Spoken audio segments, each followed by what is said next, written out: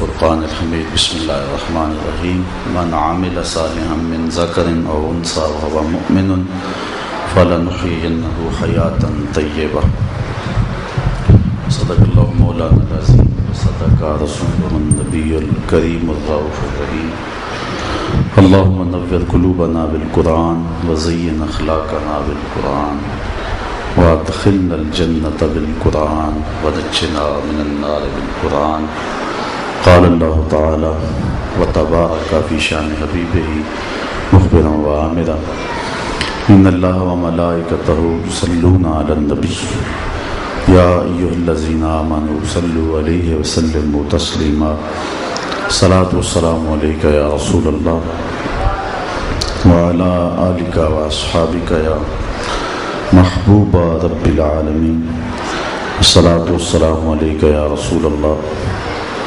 وعلى آلك وأصحابك يا راحة العاشقين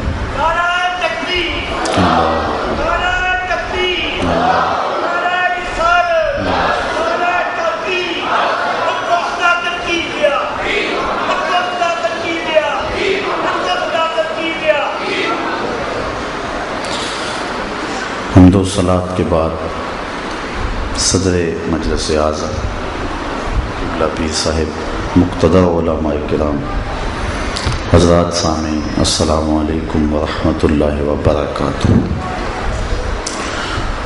آج کی یہ تقریب جس طرح کہ آپ سب کے علم میں ہے کہ عالم اسلام کی عظیم اور نامور شخصیت حضرت قبلہ شاہ صاحب کی یاد میں اور ان کے درجات کی بلندی کی دعاؤں کے لیے منعقد کی گئی ہے۔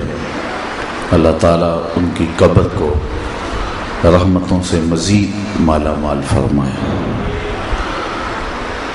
کچھ لوگ دھرتی کی زینت ہوتے ہیں اور ان کے دم سے امت کا وقار ہوتا ہے۔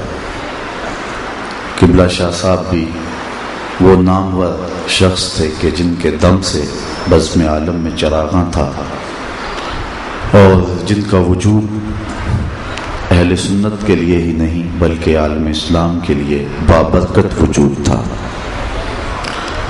اللہ نے ان سے کام بھی لیا، انہیں عزتوں سے بھی نوازا، اور پھر جس خوبصورت انداز میں ان کا سفر آخرت ہوا، اہل سیالکوٹ کے لیے وہ یادگار لمحے ہیں۔ اللہ نے ان کے وجود میں بے پناہ محبتیں رکھی تھیں۔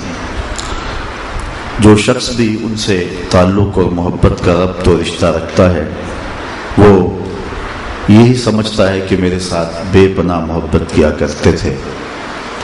میلاد النبی کی آخری ان کی موجودگی کے اندر جو یہاں کانفرنس منعقد ہوئی تھی، وہاں اس فقیر کے ساتھ ان کی محبتوں کا جو انداز تھا ساری زندگی میں اس کو بھول نہیں سکتا ہوں۔ ان کی محبتوں کا گھنا سایہ جس طرح ہمارے اوپر موجود رہا، آج وصال کے بعد بھی ان کی روحانی برکتیں ہم اسی طرح نصیب ہو رہی ہیں۔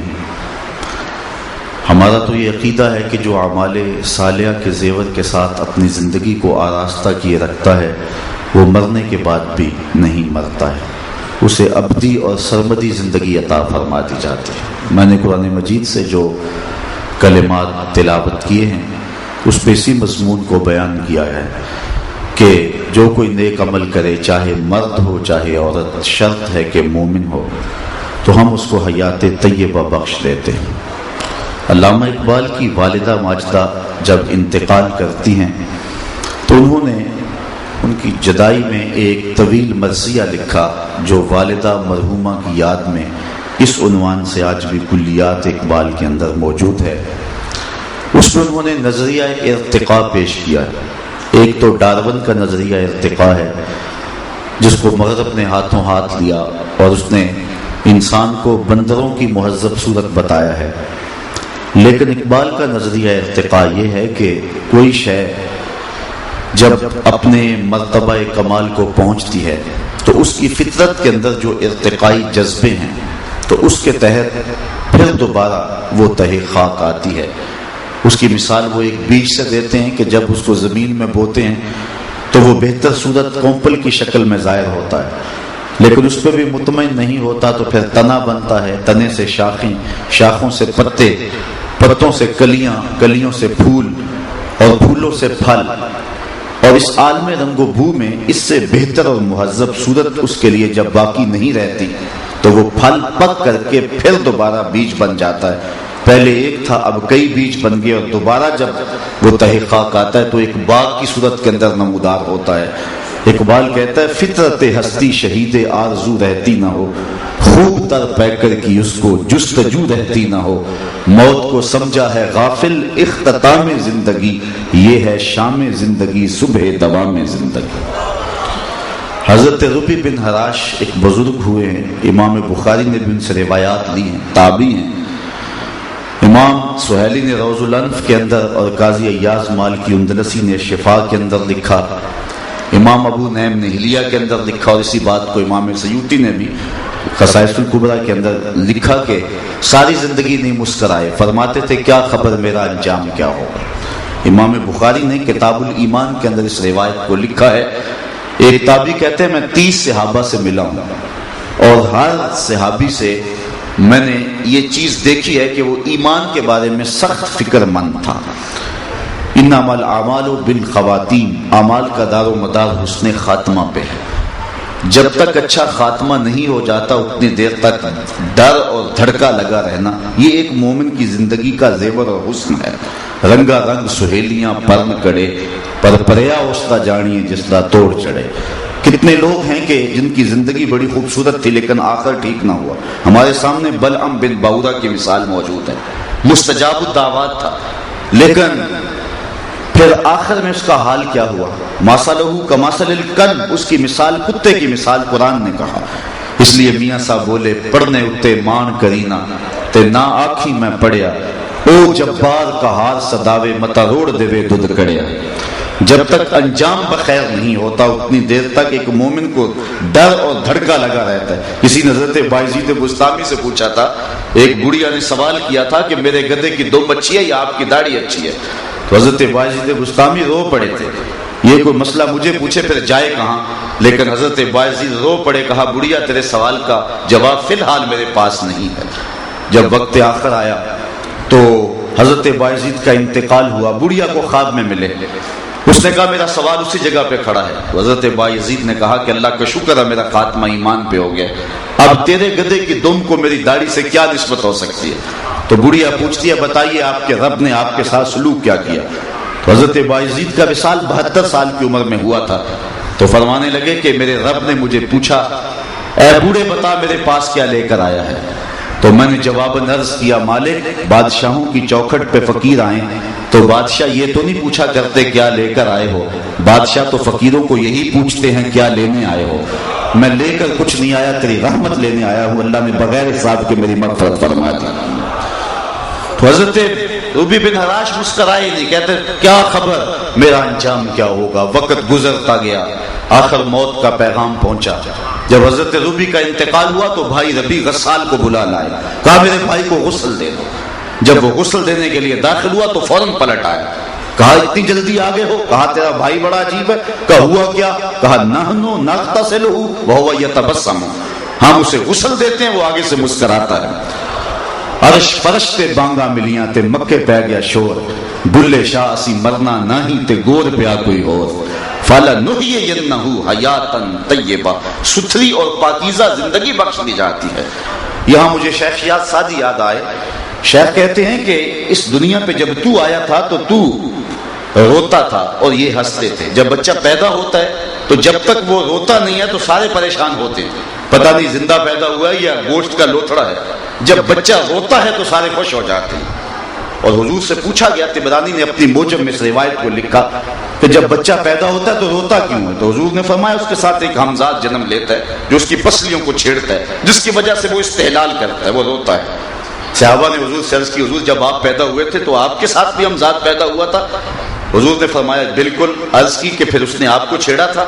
تو حضور نے ارشاد فرمایا اس نے مجھے چھیڑنا کیا تھا، اس کی نظر میرے چہرے پہ پڑ گئی، فلما رانی اسلم، اور جب اس نے مجھے دیکھا تو چھیڑنا کیا تھا اس کے لبوں پہ کلمہ جاری ہو گیا۔ امام نبہانی نے جواہر البحار کے اندر باقاعدہ باب باندھا ہے کہ حضور کا ہمزاد مسلمان ہو گیا تھا. دیکھنے والے کہا کرتے ہیں اللہ اللہ، یاد آتا ہے خدا دیکھ کے صورت تیری. صورت ہی ایسی بنا دی. امام نبہانی نے 17 وجوہات لکھی ہیں اس بات کی کہ ہر نبی کی مہر نبوت ہاتھ پہ ہوتی، حضور کی مہر نبوت محاذ قلب پہ تھی. اس کی ایک وجہ یہ تھی کہ باقی نبیوں سے کوئی مصافحہ کرتا اور اس کا ہاتھ مہر نبوت سے چھوتا تو جان لیتا یہ اللہ کا نبی ہے. اللہ نے محبوب کا چہرہ ہی ایسا بنا دیا، مہر دیکھنے کی ضرورت نہیں ہے، جو دیکھتا پکار اٹھتا یہ اللہ کا نبی ہی ہو سکتا ہے. تو بچہ روتا ہے، اس کا رونا اس کی زندگی پہ دلیل ہے. شیخ سعدی فرماتے ہیں جب تو آیا تھا تو تو روتا تھا اور یہ ہنستے تھے. زندگی ایسے گزار جب دنیا سے جائے تو ہنستا ہوا جائے اور یہ روتے رہ جائے. اور کلندر لاہوری اقبال نے بھی کہا نشان مرد مومن بات گوئم چوں مرگ آئے تبسم بر لب اوست. آ تجھے اللہ کے بندے کی نشانی بتاؤں، جب وہ مرتا ہے تو اس کی پیشانی پہ ندامت کا پسینہ نہیں ہوتا، اس کے لبوں پہ کامیابی کی مسکراہٹ ہوتی ہے. تو حضرت ربیع بن حراش مسکرا رہے ہیں. کہا تیرا بھائی بڑا جو ہے وہ عجیب ہے، ہم غسل دیتے ہیں وہ آگے سے مسکراتا ہے. شہر میں خبر پھیل گئی. ہر دور میں 2 طرح کے لوگ موجود ہوتے ہیں. بعض لوگوں نے کہا یار بندہ تو بڑا اچھا تھا، ہو سکتا ہے مسکرایا ہو. بعض کہتے ہیں یہ لوگوں کی گڑی ہوئی کہانیاں ہیں، یہ مریدین کی خوش اعتقادیاں ہیں. بھلا مرنے کے بعد بھی وہ بندہ مسکرا سکتا ہے؟ جب سلسلہ کلام طویل ہوا، اللہ اکبر، لوگ ہجوم کر کے اس تجسس میں ان کے گھر میں آئے. اتنے چارپائی پہ کفن ڈال کے جو ہے وہ رکھ دیا گیا تھا. جب لوگ داخل ہوئے، ایک ریلا لوگوں کا داخل ہوا گھر میں، تو ربیع بن حراش جو فوت ہو چکے ہیں انہوں نے کفن سے ہاتھ باہر نکالا اور کہا السلام علیکم. لوگوں نے کہا وعلیکم السلام اتتکلم بعد الموت. عجیب بات ہے، مرنے کے بعد باتیں کر رہے ہو؟ قال نعم اتکلم بعد الموت. کہا ہاں میں مرنے کے بعد باتیں کر رہا ہوں. کہا بتا پھر تیرے رب نے تیرے ساتھ سلوک کیا کیا؟ تو ربیع بن حراش کہتے ہیں استقبلنی ربی غیر غضبان واستقبلنی بروح و ریحان. اس کے قدرت والے چہرے پہ کوئی غصہ نہیں تھا، اس نے روح و ریحان کے پھول میرے گلے میں ڈالے. لوگوں نے باتیں پوچھنی شروع کر دی. ایک مردہ بول پڑا، کوئی ادھر کی پوچھ رہا ہے، ادھر کی پوچھ رہا ہے. جب سلسلہ کلام طویل ہوا تو ربیع بن حراش بولے. امام ابو نعیم نے حلیہ میں لکھا، جو 4 صدی کے مجدد بھی ہیں اور 4 صدی کے محدث بھی ہیں، وہ فرماتے ہیں جب سلسلہ کلام طول پکڑنے لگا تو ربیع بن حراش بولے اجلوا بی ولا تؤخروا بی لان ابا القاسم ينتظر علی الصلاۃ. دیر نہ کرو، مجھے جلدی قبرستان میں لے جاؤ، تم مجھے باتوں میں لگا رہے ہو، امام الانبیاء میرے جنازے کا انتظار فرما رہے. فَلَنُحْيِيَنَّهُ حَيَاتًا طَيِّبَةً. فطرت ہستی شہید آرزو رہتی نہ ہو، خوب تر پیکر کی اس کو جستجو رہتی نہ ہو. موت کو سمجھا ہے غافل اختتام زندگی، یہ ہے شام زندگی صبح دوام زندگی. اللہ تعالیٰ جل شانہ ان کے روحانی فیوز و برکات کو مزید عام کر دے. میرے دامن میں جو وقت کی زنجیر تھی اس لیے میں اپنی بات کو مختصر کر رہا ہوں. کار ما آخر شدو آخر ز ما کار نشد، مشت خاک ما غبارے کوچائے یار نشد. وسعت دل تو بہت تھی، وسعت صحرا کم ہے، اس لیے مجھ کو تڑپنے کی تمنا کم ہے. وآخر دعوانا ان الحمدللہ رب العالمین. جناب پروفیسر صاحبزادہ